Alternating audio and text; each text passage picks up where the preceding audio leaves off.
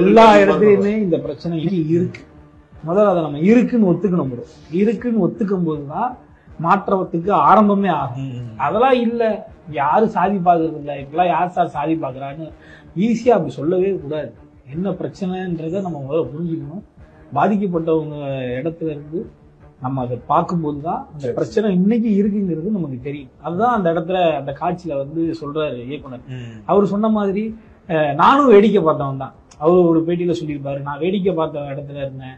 அது மாதிரிதான் நானும் வேடிக்கை பார்த்தவன் தான். நம்மளும் இந்த மாதிரிலாம் தவறுகள் பண்ணியிருக்கோம் அப்படிங்கிறது எப்ப நமக்கு தெரிய ஆரம்பிக்குதுன்னா, நம்ம ஒரு நல்ல நண்பர்கள் கூட பழகும்போது, நல்ல சமத்துவ பார்வை இருக்கக்கூடிய ஆட்கள் கூட பழகும்போது நமக்கு புரியுது.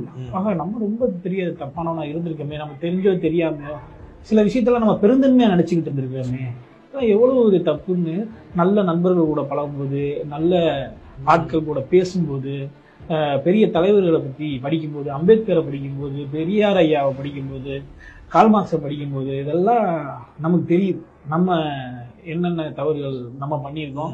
நானும் அந்த கருப்பையா கேரக்டர் மாதிரி தான். இயக்குனரையாவும் ஒரு இன்டர்வியூல சொல்லியிருப்பாரு, நான் அந்த கருப்பையா கேரக்டர் மாதிரி தான். இப்படிதான் இருந்திருக்கோம். ஆனா இன்னைக்கு நம்ம அதெல்லாம் சரி செஞ்சுட்டோம். எல்லாரும் அதை சரி செய்யணும். அதுக்கான முயற்சிகள்ல தான் இப்ப நம்ம எல்லாருமே இருக்கணும். அதுதான் அந்த காட்சியில சொல்லியிருக்கோம்.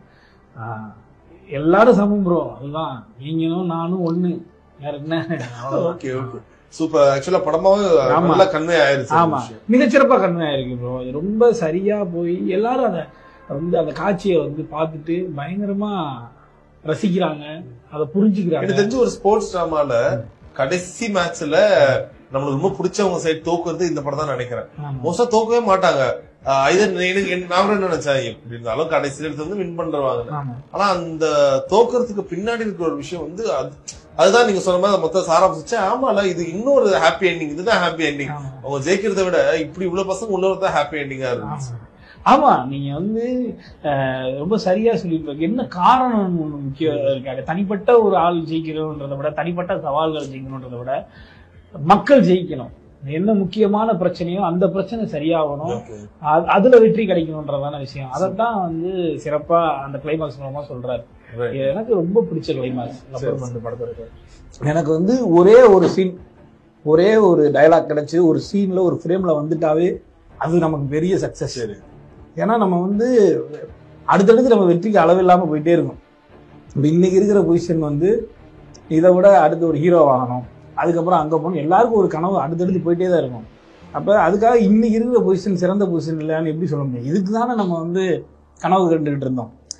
இன்னைக்கு இந்த பாலசரவணன் போய் 10-12 வருஷத்துக்கு முன்னாடி கனாக்கானம் காலங்கள் ஆடிஷன்ல நிக்கிற பாலசரவணனை சந்திச்சு 12 வருஷம் கழிச்சு நீ ஒரு சிறந்த பொசிஷன்ல இருக்க, நீ லப்பர் பந்து மாதிரி மிகச்சிறந்த படத்தை நடிச்சிட்ட, அதனால உனக்கு வாழ்த்துக்கள் அப்படித்தானே போய் சொல்லுவான். அங்க ஆடிஷன்ல எவ்வளவு பேர் இருந்தாங்க? அந்த ஆடிஷன்ல அங்க இருந்தாங்க ஒரு 4000 பேர் இருந்தாங்க. ஆமா, முன்னாடி இன்னைக்கு இருக்கிற பொசிஷன் எனக்கு பெருசு. உள்ள யாரும் ஆள்லாம் தெரியாது, அப்படியே ஆடிஷன் தான். ஆமா, நேரா போய் ஆடிஷன் போய் கவுண்டர்ல நின்று